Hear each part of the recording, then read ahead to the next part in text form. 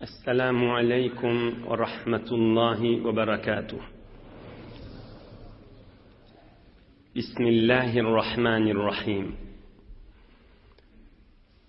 الحمد لله الذي هدانا لهذا وما كنا لنهتدي لولا أن هدانا الله، حمدا كثيرا طيبا مباركا فيه. الحمد لله عدد خلقه ورضا نفسه وزنة عرشه ومداد كلماته.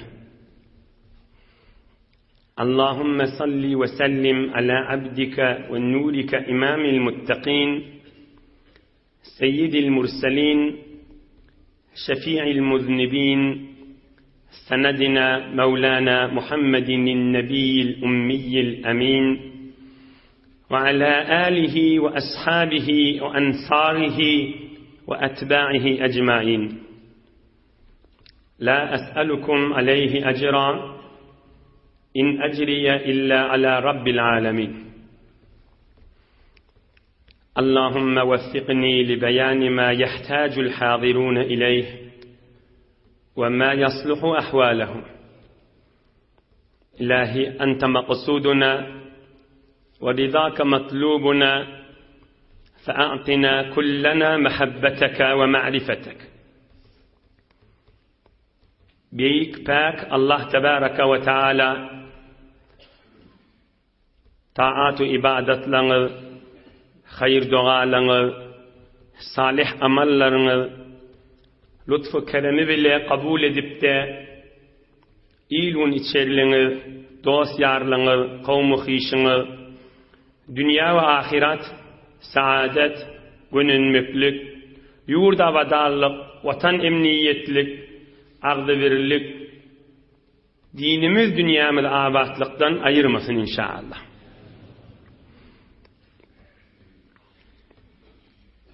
Bir gecede de Peygamberimizin mübarek 60. yaşının ahiri dolup, mübarek 61. yaşa girenler bolon yağdaylar indemeyle hizmetine de yetirilecektir.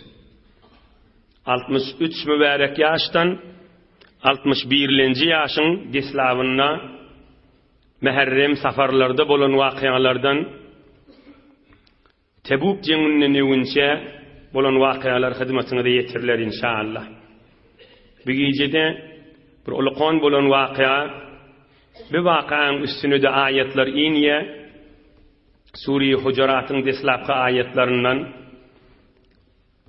inşallah gurrun yarsi Allah kokludunun inni kefta galip, bir keftanın içinde kamilleştirip hizmetine de yetirirler. Bir heftede geçen hefteki yali zekattan bulan vakıa. İnşallah ihlas bilen bir muhim içinde alımlar aydırılacaktır.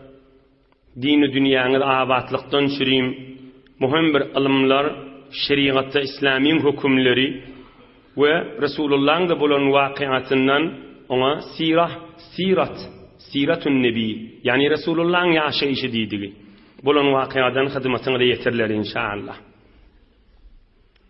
Avvalki bilmeliler, çünkü bir gecede de Peygamberimiz sahabalarının birini iyi veriye, bir taifa, bir Araplan bir kavmına şolun zekatını getir deyip. Yine avval bilmeli adamı zekat görürünü.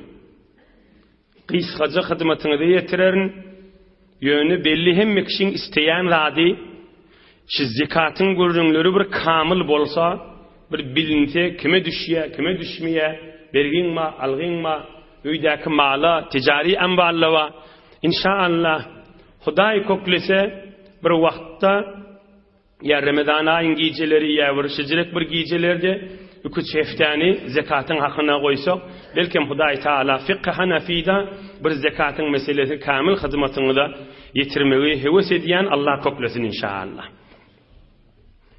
Ama bir kısaca zekat dediği Peygamberimiz düşündürüyor. Sadakatun tu'khadu min aghniyaihim feturaddu ala fuqaraihim. Ravahul İmam Bukhari. Barcamli mallı adamdan alıp fakir gariplere vermeli. Aham barjamly kim bolýar, garip kim bolýar, on gurrunlaryny soňrama goýmak bolýar. Häzirçe gysgarak geçireýin. Hulasa zekat İslamda deslap iman kelimesi 5 wagt namaz ikilenci Ramazan ay arada tutmak, 4-nji malyňdan zekat bermek, 5-nji güýjüňe sahac etmek. Malyňdan zekat bermek İslam dininiň sütüniň miridir. Habarly bolun, sorap durun, ahunjany geňeşden durun. Bana zekat düşýärmi, düşmeýärmi? Berekella bir towar kasıpla zekat düşýärmi, düşmeýärmi diýip bir ahunne düşünmese, çala düşünse, te kamil bilýänçe şonu sorapdy, hak imanyň alamaty. Şoň maly da bereketliler, öýde bereketliler özü gow bilýänler. Zekat Hudaýyň buýrugy. Hudaý Taala Qur'an-ı Kerimde diýär: "Aqimus salata we atuz zakata." Anan ýa-ni adam Hudaýa namazyny okuýsun, zekatyny bersin diýipdir. "Yawma yuhma aleyha fi nari jahannam fatukwa biha jibahuhum ve junubuhum ve zuhuruhum hada ma kanaztum li anfusikum." Allah'ın kelami 10-njy paraň dogry nisfine Sure-i Tawbada başy. Zekat bermän dünýeden geçen adam, maly ba bolup zekat bermän dünýeden geçen adam Hudaý diýär. Allah Taala diýär. Qur'an-ı Kerimde we 10-njy paraň nisfine cehennemde ot gyzdyrylyp şu zekat bermedik adamyň ine Qur'an-y fatukwa biha jibahuhum, şo bermedik maly bilen cehennemden ot alıp jibahuhum diýdi, maňryna dağ basyljak, we junubuhum qaptallaryna dağ basyljak, we zuhurum arkasyna da dağ basyljak diýipdir. Hada ma kanaztum li anfusikum, ine zekaty bermäni gözüňiz aç bolup dünýeden geçikden adamyň hakyňyzçy diýip kıyamatda boljak wakyasdyr. Bazarın şurukluğunu görüp de onun munun jaý salyp maşina alıp berip yetişilmänligini görüp de tekasür onun mundan galmajak bolup arttyrjak bolup başyna zekaty münkür bolup ya zekat bermäni geçen adam hem dünýede gözü açdyr, zatdan gözü doýmany Mahtumul Lisan aýtmaýarmy? Gözü kumdan dolly pullan doýmady. Gözü kumdan dolly pullan doýmady. O zekat bermeýän adam mydam gözü açdyr. Gümmet şäheriň ýardy şoň gowalasyna, häzirde gözü açdyr. Ýardy barsa şoň gowalan, häzirde gözü açdyr. Göz açlyk bilen dünýeden doýmany geçer. Hudaýyň şo buýrugyny bitirmäni, garip gasar gözlemände öz pullygyna jok bolsa, mydam Hudaý Taala şu dünýede şoň jezasyny berer, mydam göz aç bolup geler diýipdir. Doýmar oň özü bir meritçilikdir. Hudaý saklasyn, Hudaý saklajak bolsa zekatyny berip sorap dursun, maňa düşýärmi, düşmeýärmi diýip. Ine gysgaçyk bir zekatyň görjüňi, o ýene bir iki mesele. Umum bilmeli adamlar, o hem Resulullah'ın görjüňine gireýin, bir kamil bolar ýaly. El-malul haramu kulluhu khabas la yathur. El-malul haramu kulluhu khabas la yathur. Tamam mezahib-i İslamiyda, şeriat-ı İslamiyda haram malın zekatı yoktur. Haram malın zekatı yok. Haram malın zekatı yok. Ne özününki de haram malla. Meselen basıp alıptır. Oğurlaptır. Reşveyiptir. Bir adam bir işte olýar, var reşveyiye. Reşveyiptir, kan mal ýygnapdyr da, şo pulun zekatı yok da. Haram malla, özününki de. El-malul haramu kulluhu khabas la yathur. Haram malın zekatı yok da. Fıkıh Hanefi'de, fıkıh Şafii'de, fıkıh Maliki'de, fıkıh Hanbali'de, tamam şeriat-ı İslami'de. Oğurluk bolsa, basıp alan bolsa, narizayetiden alınan bolsa, reşviyen bolsa, ya meselen pul veriye, mung tümen pul veriye, mung meşhudette getir diye, nuzuliyede, pul veriye, behresi bilen getirmana diye. Ine şu behresinin zekatı yok da. Haram mı Allah? Yine bir meselesi وَالصَّبِيُّ لَيْسَ مِنْ أَهْلِ الْوُجُوبِ فَلَا تَجِبُ الزَّكَاةُ عَلَيْهِ وَأَمَّا الْخَارِجُ مُؤَنَّةُ الْأَرْضِ كَذَا فِي الْبَدَايَةِ. Emma oğlunuz qıydıňyz ya çağa var bolsa, kişici oğlan, kişicik qıydı oğlan, maly var bolsa ona zekat yok. Kişici oğlanjyga Ramazan ay arasy tutmak farzmy? Yok. 5 wagt namaz okuymak farzmy? Yok. Zekat da farz däl. Emma kişici oğlanyň, qıydı oğlan, erkek oğlanyň yeri var bolsa, yerden de çykýan bolsa, yeri var da ikramçylyk mahsulat. Ondan üçrüba onu bermeli. Emma pulundan, qızılından, kümüşünden çağıcın zekatı yoktu. Emma ekilyen yeri olsa, on zekatını vermeli. Näme ekilyen yer? Hamana şu mescidin bir ekilyen yeri var olsa, şonqin nadı vermeli. Vakfi yerinde üçrün vermeli. Ya bir adam yeri var olsa, bergisi kan olsa, bergisi üstünden aşan ne olsa, onu da yerin zekatını çıkarmalı. Yerin zekat bayat çıkmalılar da üçrü.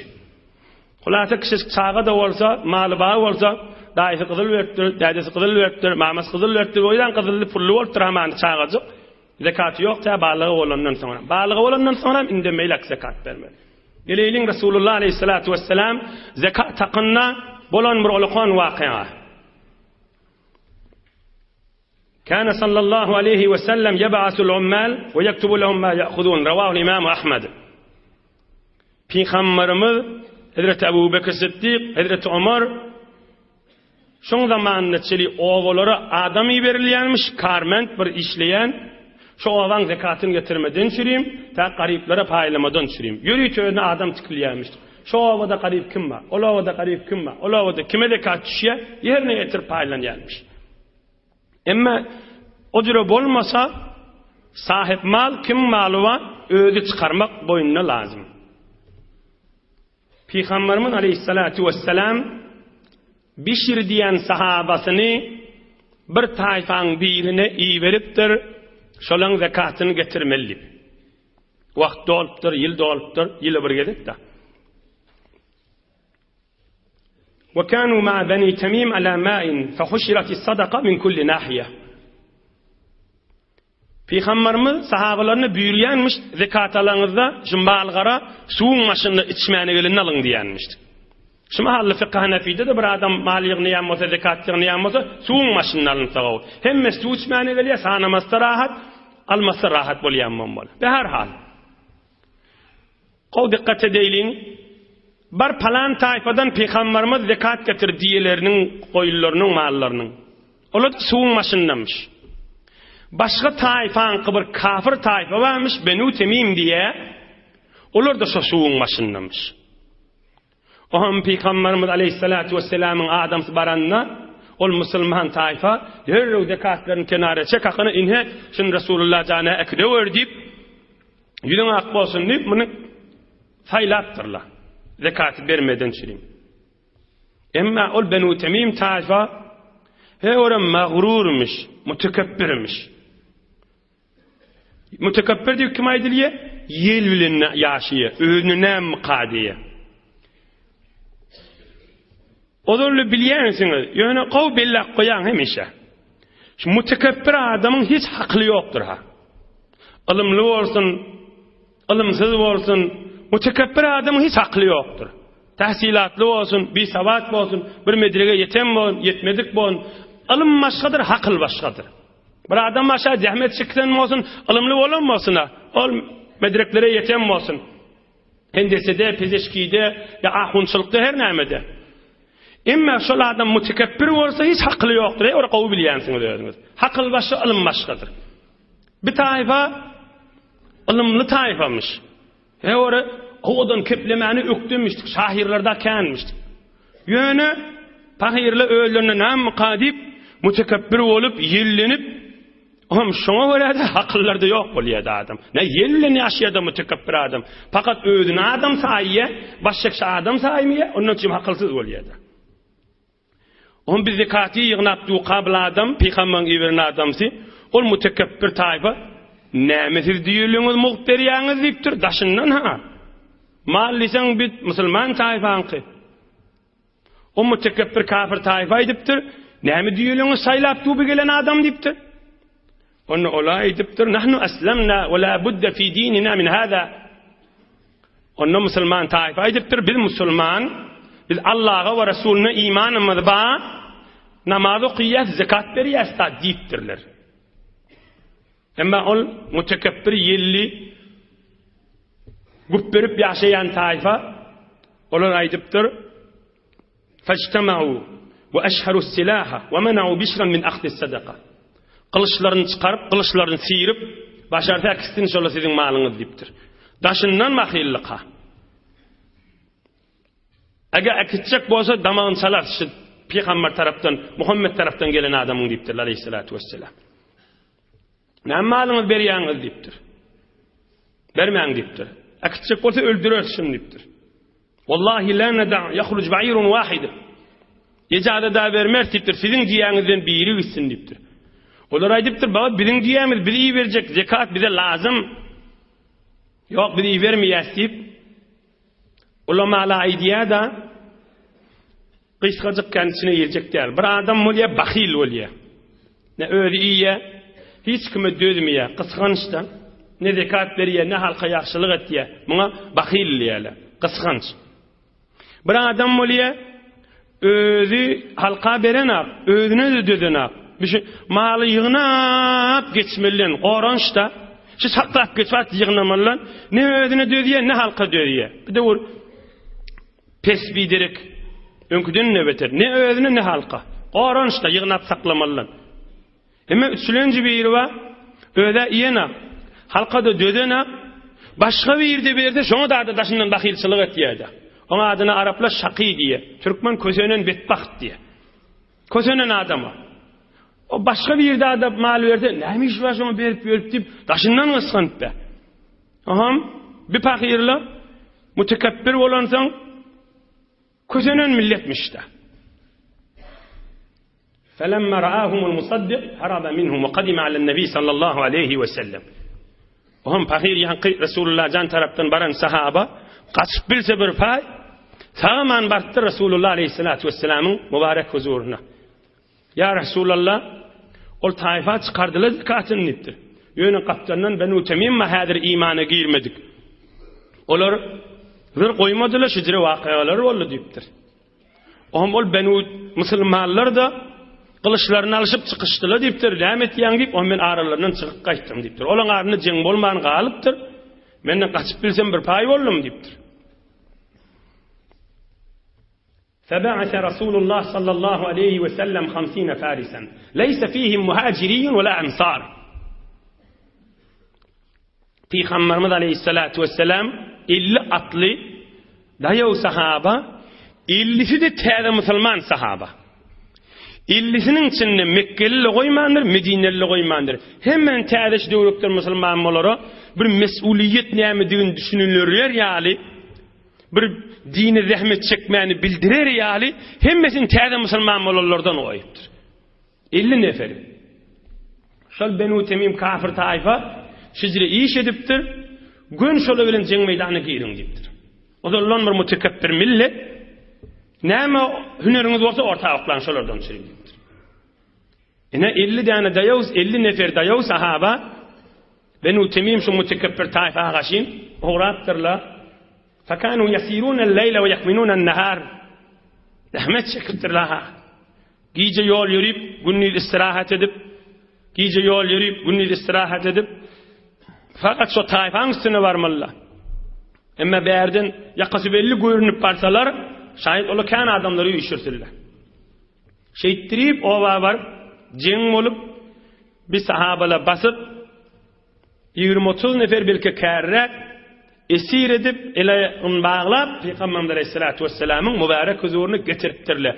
Şol daşından bakil olayan kafir, mütekebbir, allant beren mağrur milletin adamlarından.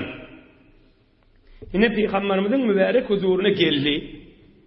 Yine şimdi meylek bir olkan vakıalar oluyor. O görevlin näme görünler oluyor. Olan iyilinden amana ertihi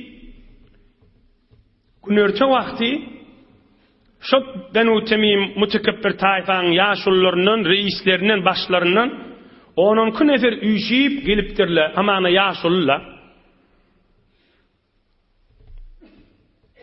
بخطيبهم وشاعرهم فجاءوا إلى باب النبي صلى الله عليه وسلم şahirlerini her awadan kepleyen hatiplerin ağda sohandan adamlarını getirttirler özleri bilen. Şol elçilerini mescide girtirle öğle namazı vakti bolupdur. Mescide girerken yine daşıya çıkıptırlar havluğup Peygamberimde tataşşak bolup. Hazreti Bilal radıyallahu anh öğle namazın alanını çekiptir. Ey sahabalar uyuşup gelýärler olmaly mescide namaz boldy da adan çekildi. Öğle namaz vakti. فعجل التميميون خروجه صلى الله عليه وسلم فنادوا من وراء الحجرات يا محمد اخرج إلينا عليه الصلاة والسلام. Sahabalar gözleşipdi. Yine Peygamberimiz çıksa näme edilecek? Peygamberimiz öýlen 4 rekat sünnetini okuyup duranmamaly zahiren ýagdaýda. Peygamberimiz gelse, Hazreti Bilal tekbir aýtsak, sahabalar da teýýar oty, Peygamberimiz çykyp gelsin, tekbir aýdyryn, öýle okursun. Ol kafirlarda girip çykyp duranmamaly. Peygamberimizin çykmagyny howlugyp, mübarek otoklarynyň arkasyna geçip, ýani kafirler, "Hay Muhammed çıksana" diýip biedepçilik etipdirler. Aleyhissalatu vesselam. İnşallah inniki heftimin gurrun gelecek şu arada ayet diniyada. İnnellezîne yunâdûneke min verâil hucurat dip hut Kur'an'na var. Ey Resulullah, şu sen hücrelerin otoklan arkandan Muhammed diye qıygırıyan adamlar hakılsız samsık solu dip ayet diniye. On gurrun inşallah inniki hefti gelecek. Bizire bir edipçilik edip qıygırıptırlar. Peygamberimiz birimi çıkmandır. İnşallah mun gurrunun işte eder. Öğle namazın 4 rekat sünnetinde olmalı. Zahir gaziye bilen. Aham şey qıyıranlarına Hazreti Bilal çıkıptır, çıkar işte havlukman diptir. Durun cahili olun diptir. Ona çeli Resulullah aleyhissalatu vesselam mübarek otokları mescide devi otiyda. Sünnetlerini otağını okuyamıştık mübarek öyününü. Mescide devip durunca yerine. Aham sünneti okuyup mescide gaşin uğrattır. Aham olar kaptalından çıkışıptırlar. Resulullah da olan şudur bir edepçiliğine bir yüreğine arahat bolupdyr aleyhissalatu vesselam. Olar der o kaptandan kepleşipdirler. Nahnu nasum min bani Tamim. Şu bizden bir tor esir getirdiňiz. Biz şolan taýfasyndan dipdirler. Şu ýank mutakabbir taýfada. Şu taýda da hada çypaktyň içinde aýdypdirler. Ji'na bi şairina wa khatibina nusha'iruka wa nufakhiruka fasma' minna. Ey Muhammed dipdirler aleyhissalatu vesselam. Biz şahirimizi getirdik. Hewra odan kepleyen adamlarımızı getirdik. Ortağa getirsen de şahirlan bolsa biz oklaşacaksan menen nip. Belli bolýar hem mağarlı adam, hem sağlarken, hem de keplemeni öktü, fesih millet bolmaly. Hewra keplemeni açık dil hudaýbalara beren nygmatly adammışdyklarda. Şahirin bolsa hatibin bolsa qowkepleýäniň bolsa ortaaqly biz bä dipdirler. Peygamberimiz aleyhissalatu vesselam gülümjirip mescide gaşyn giripdir zat diýmendir. Hazreti Bilal tekbir aýtypdyr. Resulullah aleyhissalatu vesselam görüp, öýle namaz okypdyrlar. Öýle namazdan soň Peygamberimiz aleyhissalatu vesselam sahnul mescidde oturypdyr. Sahnul mescid indi ýa şu mescidin ortasy bolýar, ýa-da eýwany, haýsy bir bolsa da Allahu a'lam. Mescidde oturypdyr, ortasında ya mescidin eyvanına, hayatına. Peygamberimize aýdypdyrlar olar. İnne medhana lazaynun ve inne şatmana laşaynun. Ey Muhammed dipdirler aleyhissalatu vesselam. Biz hewra odan kepleyen millettir dipdirler. Biz birini ewsek, şoň awraý artar. Biz birini yamallasak, hewra şoňa aýp bolýanlar ha dipdir. Peygamberimiz aýdypdyr. Bel kezeptum bel medhullahi ta'ala huve'z-zayn ve şetmuhu eş-şeyn. Munyňyz bolmady, yalan aýtdyňyz diýipdir. Sizin eweniňiz bilen bir adamyň awry galamaz, sizin yamallanyňyz bilen bir adam kiçelamaz diýipdir. Aziz Hudaýyň ýanynda kim aziz bolsa azizdir diýipdir. Hormatly, silagly Hudaýyň ýanynda adam hormatly bolsun diýipdir. Pes adam, kiçi adam, hor adam, Hudaýyň ýanyna adam hor, Hudaýyň ýanyna hor adam hordur diýipdir. Siz eweniňiz bilen, siz onu galdyranyňyz bilen, siz onu kiçeldiňiz bilen adam kiçelamaz da ulalamaz da diýipdir. Men neşdiň diýipdir. Men näme diýipdir? Hudaý men şahir edip iyi berdimi diýipdir. Wa ma allamnahu ash-şihra. Yasin şerifde var. Men şahir edip taň goşga öwredemek diýipdir Hudaý Taala peýgamberimiz de olara aýdypdyr. Nämen goşga aýtmadan çyryň peýgamber edip iyi berilimi diýipdir. Adamla bilen fahyrlanşak bolup, "Ha men sizden nämedir diýip şondan üçin men iyi berdimi" diýipdir. Men İslam dini ýerli. İnsanlara şahsiyet, insanlara ahlak, adamlar bilen nähilli ýaşamaly, Allah'ın beraberine nähilli hormatlar goýmaly, heýwanlaryň beraberine nähilli bolmaly, dünya we ahiret insanyň saadetynden çirim geldim diýipdir. Näme ýel bilen ýaşap baňyz siz ýalandan diýipdir. Ay bolýa diýipdir. Şahiriňiz bolsa goý ortada diýipdir. Kepleýäňiz bolsa goý diýipdir. Men de şahirim ma diýipdir, beter öwçekdiňiz getiräs diýipdir. Inha ştada kafirlaryň hatibi keplejek bolup başlaýa bir kysgadyk bir derslere giýleýin ştada. Bular bir dogry daşyndan özüňde bir süýji kıssa bir geň wakya bolupdyr. Ulkan wakya bolupdyr. Ýöne esasen almal dersler bar. Şudur şunda geçsek bir ders bolmasyn.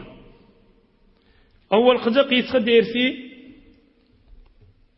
Ey musulmanlar, ey insanlar ki dünya ve dünya için insanlar öz mehabbetini, sabrını, doğunduğunu ve bil ahire Hudaýyny ýadyndan çykaranna zamanında yaşap beren Türkmenle Allah. İnsan haman wagda girýän da taşerik çykýan ertibadary ötýän ýene dünýäsini alyp ýolup barýan zamanında yaşap başmahal. Uşa zamanında biz gowy bilmeli. Näme diýip adam özüne berilen nygmata allanmaly. Hudaý sana ilm beripdir. Hudaý sana saglyk beripdir. Hudaý sana awadallyk beripdir. Ya Hudaý sana mal beripdir, ya gowy iş beripdir. Ya janyň sag, ya pulun kan. Hudaý beripdir dämişler. Elbette biz Hudaýyň dininiň aleyhine bidatlar sarf etme. Şadatlar Hudaý berdi dem sana, elbette Allah verdi. Hudaý ýatdan çykarma onu.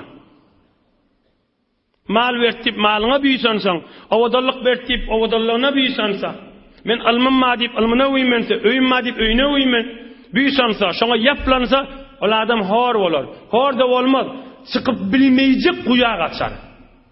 Bir guýy çukur bolýa, bir elinden çekanna çykyp bolýa da şäheriň içinde ya bir toýerde eşdiýänsiň, bir adamlar bir guýa gaçýar zindigisinde, bir kynçylyga düşýär Hudaýdan daşlykda, bir guýa gaçyp tanap sallap çykaryp boljak diýerler. Ulu millet bolup, millet döwlet üýşpişini guýdan çykaraylyň how diýsem çykaryp boljak diýer. Näme diýip? Onu Hudaý guýa salypdyr, o din tarapdan guýa gaçypdyr. Hudaý bir adam diýilse çykaryp boljakmy?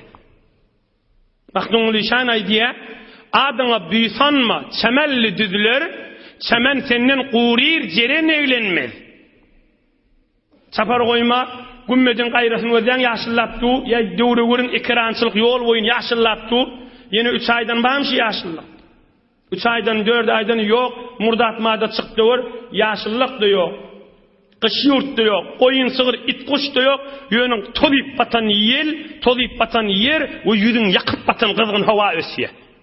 Mahdumul işan aydiye yaşıllap yudaşmahal adyna büysanma çemelli düzler çemelli düz büysanma tekabbür olma diýipdir. Näme diýip? Çemen senden qurir, jeren evlenmez. İşte hiç kim quriyorsun, üstünde koyunna galmaz, şofonna galmaz, adam da gelip oturmar, hiç kimseň üstünde gelip oturmar diýipdir. Yine sana maňa dersedi vay diye. Owadallyňa, puluňa, näme diýip Allahyny ýatdan çykarmak horlukdyr. Şondan çynda Peygamberimiz bir içerim su içýänmişdik, näme diýänmişdik? Hudaý ýatdan çykaramaydy. İçmäke bismillah diýänmişdik. İçem moýun elhamdülillah diýänmişdik. Nahari polanna bir tüýsle elhamdülillah diýänmişdik. Sınjadan çykanna elhamdülillah diýänmişdik Peygamberimiz. Elhamdülillahillazi azhaba anni'l ada wa afani. Hudaý şükür, Hudaý menden derdi aýyrdy meni. Salim etdi diýänmişdik. Sınjadan çykanna elhamdülillah diýänmişdik. Saglygym Allahna amaýyndy. Diye ataminen minilgaminen elhamdülillah diýänmişdik. Düşenne elhamdülillah diýänmişdik. Biz musulmanlara ders dälmiş. Yani berilen nigmata Allahna ama mudam agdyňda Allahyň ady bolsun diýdigi de.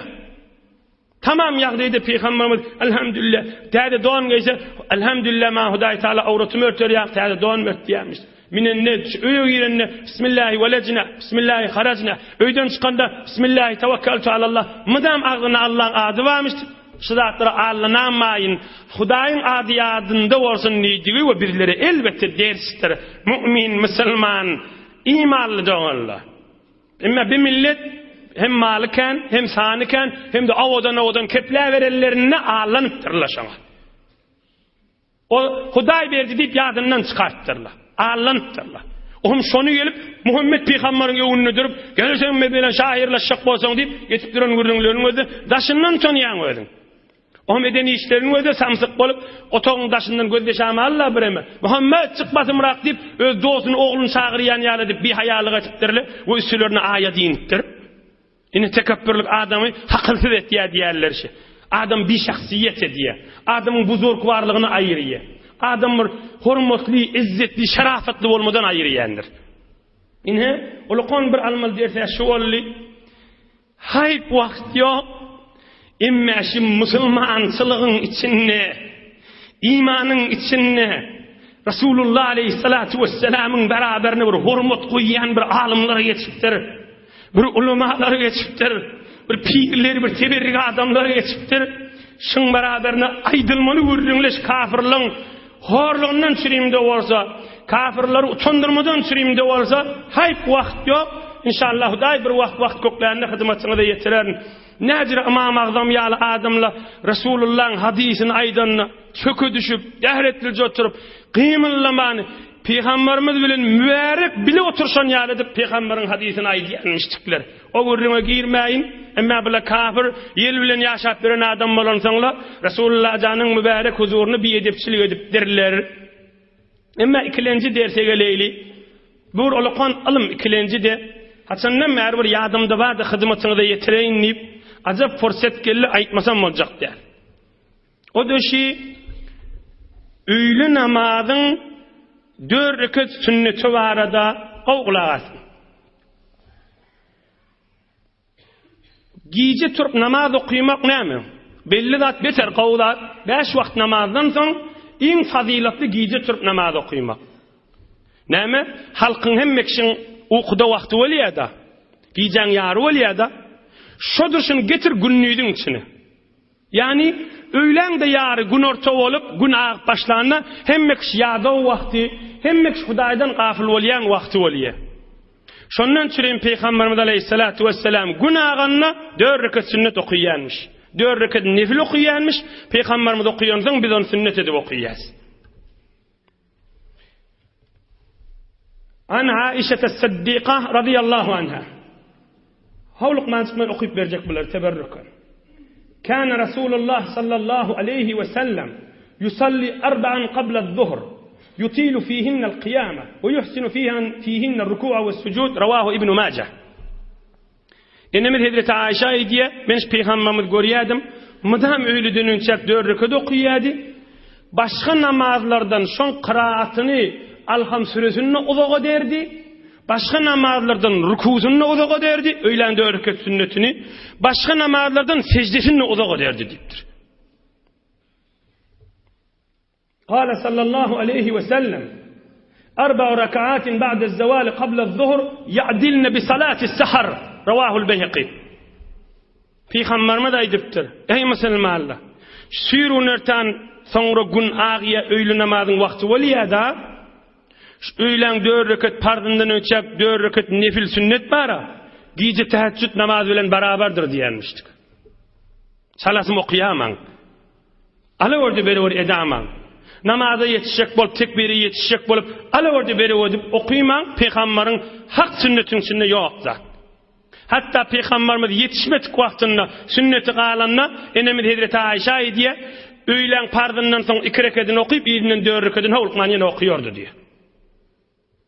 İnhe öýlen ýanky mana aýdýanym memtada ol kowum gelipdir da ey Muhammed çykda diýipdirle Peýgamberiň wagty bilen çykmandyr şu öýlen 4 rekat sünnetini zaýly okuyup duranmamal zahiran şeýleşi. Öýlen 4 rekat sünnetini Peygamberimiz her uzak okuýanmışdy. Hem kıraatyny, hem rükûsunu, hem secdesini. Şu öýlen 4 rekat sünnetini inşallah indemelek okuýaňyzda mudam ýadyňyzda bolsun, eýni giýje türk namaz okuyup duran ýa Allah. hikmetini, sırrını, ilmini aytdım. Gece turup namaz okuyanda halkın gafil vakti veliye. Öğlen pardından önçakta her kim yağdo, nahar yiyecek, işten gelen vakti. Doğru öyle vakti daha. Adamların istirahat edecek vakti. Sen ne şomuğu namazda dursan, eyni giyeceksin içinde adamla yatıqa namaz okuyup duran yanakta. Gerek ilmin ala var. قال صلى الله عليه وسلم إذا زالت الشمس فتحت أبواب السماء فلا يغلق منها. رواه الطبراني. Şu günahını dördeki sünneti kılya adan şekliye şonna göğünlüğün bir qafsı qalmaya açılmasın deyiptir Peygamberimiz. Te öğlen okuyup bolyançan tamam qafla açılya şonu dördeki sünneti salatım okuyup oturasım gelen aq deyiptir. Şu qaflan açılan vaqtını havluqman okuyasım geliyor deyiptir. Nem başka namazlar Peygamberimiz salatım okuyanmış nauzubillah. Yok, başka namazlardan artıkmaz öğlen dördeki sünnetini okuyanmıştık. Uzak sura bilen rukusunda 5 6, 7, 8 aydı vermeli Subhan Rabbiyel A'lani, Subhan Rabbiyel Azimi. Bir ahuncalı aydiyanlar tek aytmalı, 3 aytmalı, 5 aytmalı, 7 aytmalı, doğru aydiya. Yanşanın menen ignen uziyan namazını verir yoktur. Ve 6 ollu mukam, 7 ollu mukam, 8 ollu mukam. O bir rayet etip bilsen qovdat, rayet etmeyenin menen hiç işgali yoktur. Arkayın olun. Onu 4 ayttım mukam, 6 ayttım mukam, barmaklan beytçek bolup yanıştım, o zatları giyip görmem. İnhe öğlen döreke sünnetini cahil okuyun. Bir vat bir sonra da aydan şeyle giyeceğin yarın okuyup duran yani Peygamberimiz öğürlep aydan gürrünleri var. O özde günlük namazlarda en cahil okuyanı öğlen döreke sünneti de. Olukon berekettir. Resulullah canın sünnetidir. Gönenün. An Abi Eyyubin el-Ansari kultu afi kullihinne qira'ah qala sallallahu aleyhi ve sellem naam. Kultu hal fihinne teslimun fasil qala la ravahu Tirmizi keda fi şemail. Hazreti Ebu Eyyub el-Ansari'ye diye men Peygamberimizden sordum. Ya Resulullah sen öyle dönünçek 4 okuyan. Şon hemmesinde Alham sure okuymalı mı dedim. Hava hemmesinde Alham sure kıraat okuymalıdır dedi. Aham Hazreti Ebu Eyyub el-Ansari'ye diye men aytdım diye 2 rekatten salam ver, yine 2 rekat okuyacaksın bolor mu ya 4 kamil okuymalı mı dedim. Onna qala sallallahu aleyhi ve sellem la ortasına salam verme 4 bitin okuyacak diye. İne şondan çıkayım fıkh Hanefi İmam Azam Ebu Hanife'nin hukmuna öyle dönünçek 4 rekat sünnet edip okuyacaksa. Şon cahili yerine getirip okuymalı. Hazreti Huzayfa aydıptır şu urrundaydeyin zihninizde sual kalmar yani ve nasihat vazifem gerdenimden ayrılar yani. Hazreti Huzayfa aydıptır ey Müslümanlar. İnner racule kad yukhaffif salatehu ve yutimmu ruku'aha ve sucudaha. Keda fi şu'ab lil Beyhaqi. Adam namazını yengilidir deyiptir. Hazreti Huzayfa Peygamberin sahabası hevr alimmiş tövbe. Peygamberimiz bir zat aysa şon içine düşünyenmiştik da. Onun için Hazreti Huzayfa näme diýilýär? Peygamberimizin sırrının eyesi, içinin eyesi diýmiştikler. Şonu aýdypdyr. Adam namazı yengilidir deyipdir. Yani näme? Hamana qysgarak sure okuyor, kulli namaz aýdýana. Rukusunu Subhan Rabbiyel Azim'in 3 aýdar, 5 aýtmasa aýtmasın. Ve yutimmu ruku'aha ve sucudaha men yengil okuyacak deyip rukusunu, secdesini kesmesin, naqis etmesin ýöne deyipdir. Saladım yengil kalmasın deyipdir. Adam namazını yengil okuyor deyipdir. Hamana havluk maşraqmıştın, elem neşrahın yerine kul huvallahını koş hamanada. Amma yetesalun koşma elem neşrah koş. Elem neşrah koşma kul huvallah koş. Ya inna ateyna koş hamana. Ya ruku sucudda 5 aytma 3 ayt. Emme onu ruku sucudun naqis etmeň deyipdir. O bir adamda salatmy okuyan nädipdir? Haçandan merten şeýtip namaz okuyup ben deyipdir. Men 40 ýyl wer şeýtip okuyup ben deyipdir.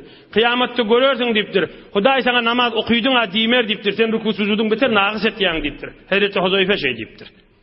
Inhe 5 wagt namazy ýerine ýetirip okuymaly. Emme şolong seni iň ulagda öýlen 4 rekat sünneti de. Açyk hyzmatyňyza ýetirli, kadryny bilseňiz çarsaňyz. İnhe bir qysgaçyk ýene Resulullah janyň bir 5 daqiqadan inşallah tamam etsek saat görnüpdi. Peygamberimiz aýdypdyr, ýanky wurdyňa girdiňini. Öýlen 4 rekat sünnet almy bolly, bir ýerde takappurlanan adamlaň dersi bolly. Ha bolýar diýipdir, şahiриňiz bolsa geçir orta diýipdir. Hatibiňiz bolsa geçiriň diýipdir. Aham olar bir jawan joglanlar varmış. Palani diptirler. Öz owaňdaky banygmatdan sayra diptirler. Olar teýýarlap gelen gowrunlar varmış konda. Kafirlaryň hatibi aham öz owalaryna banygmatlary, öz kowmuny banygmatlary adamlaryň arasynda sayrap kepläpdir we ahyrynda da tamam edip oturupdyr. Inni peýgamberimiz we hatiplerini birine aýdymaly. Häzir ahamadyky ileri ýok. Kim aýdyljagy belli däl. Kimin üstüne peýgamberimiz buýurjagy belli däl. Emma Rasulullah sallallahu aleyhi ve sellem hatibul İslam bolan sesi darqyllap çykýan sahaba, sesi qati we tike kepleýän sahaba, cennet bilen buşlanan sahabalaryň biri Hazreti Sabit ibn Qays radıyallahu anh şoňa aýdypdyr, ey Sabit diýipdir. Qum fa ajibhum. Turşylaryň jogabyny aýt diýipdir. İslamyň bilbili bolla saýraşylaryň arasynda diýipdir. Kafirlaryň odal teýýarlak gelen gürrüňleri aýdyldy. Hazreti Sabit da odal teýýarlygy ýok. Näme aýtmalygy belli däl. Bir 5 dagymyny odal derru bir makala dogurlak gelýilse, teýýarlyk görüp gelse. Hazreti Sabit ibn Qays radıyallahu anh Hudaýa arkam diýip turupdyr da. Aham teberrüken şunu okuyayn inşallah tamam edeyin. Elhamdülillah الذي السماوات والأرض خلقه قضى فيها أمره وسع كل شيء علمه ولم يكن شيء قط إلا من فضله ثم كان من فضله أن استفى من خير خلقه رسولا أكرمهم نسبا أحسنهم زيا أصدقهم قلبا وحديثا أنزل عليه كتابه وأتمنه على خلقه فكان خيرة الله تعالى من العالمين فدعا رسول الله إلى الإيمان فآمن المهاجرون من قومه وذوي رحمه أسبح الناس وجوها أفضل الناس فعالا خير الناس مقالا ثم كان أول الناس إجابة فنحن أنصار الله وأنصار رسوله نقاتل الناس حتى يؤمنوا بالله ورسوله صلى الله عليه وسلم فمن آمن بالله ورسوله منع دمه وماله ومن كفر جاهدناه في الله أقول قولي هذا أستغفر الله تعالى لي وللمؤمنين والمؤمنات أي برك الله خطيب الإسلام حضرت ثابت رضي الله عنه خدای روحun şahit etsin. Elbette bir ruh şahitdir. Sayra valtır dayan. Huday kursa ona kıymatı bolacaklar derahim. Manasına ideyin. Allah'a hamd bolsun.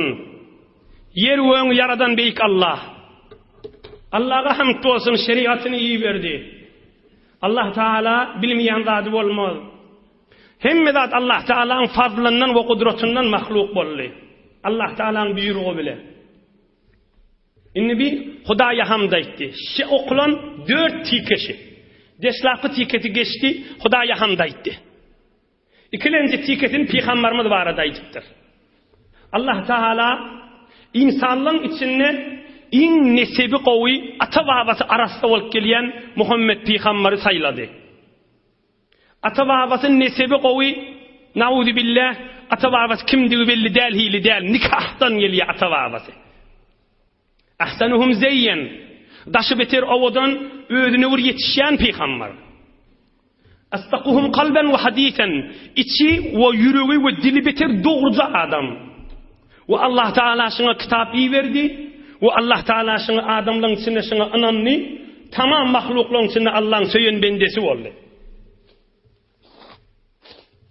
Bir de Resulullah barada aýtdy. Emma üçlenji. Ve bir peýgamber adamlary imana çağırdy. Awwalin iman getiren öz obasından garyndaşyndan boldy. Hazreti Hatice ýaly, Hazreti Abu Bakr ýaly, Hazreti Ömer, Hazreti Osman, Hazreti Ali ýaly öz kowmundan ýakynlaryndan getirdi. Olar adamlar beter gowa adamlar. Adamlaryň içinde merdi amalçylar. Şok Mekkeli adamlar öweti. Musulman bolanlary, hayrun nasi maqalan, dogry kepleýän adamlar. Munda Mekkelilerden çylym ajib tertip bilen aýdypdyr. Evvel Allah'a hamd aýtdy, ikilenji Resulullah salavat, üçlenji Mekkeli evvel musulman bolanlar, dördülenji gelipdir Medineli öz üstüne. Sümme kana awwalun nasi icabatan nahnu. Mekkellerden sonra evvelin musulman bolan bizdir siptir. Biz Allah ve Resulullah'ın kömekçisidir siptir. Bize ansari diýýardylar. Her kim Allah'a ve Allah'ın Resulüne iman getirmese biz canımızdan geçiwli millet beripdir. Ve her kim Allah'a ve Resulüne iman getirse canı salym, maly salym ona hiç kim habarat tutmaýasdypdir. Ve her kim kafir bolsa Allah üçin biz canymyz we jihad edýärdiýdir. Aqulu qawli hada astaghfirullah taala li ve lil muslimina wal muslimat. İnhe men kefim tököttüm ve tamam musulmanlara Hudaý günahlarym geçsin diýip hayır dua edýän bir de oturupdyrda. İnşallah inniki hefte olan şahirlerde turup Resulullah canlı Hassan diyen İslam'ın bilbili olan şahiri turup ve ohum şu kavm musulman moliyerliğine hizmetine de yetirir. Allah Teala iman abruydan ayırmasın. Hudaý Teala dünya ve ahiret saadet, bereket, yurd abadarlık, emniyetlik, ittihattan ayırmasın inşallah. Bir alham 3 kul huvallah felagu nas hoş okuyeyin ilun vatanımda da dua edip okuyuverim.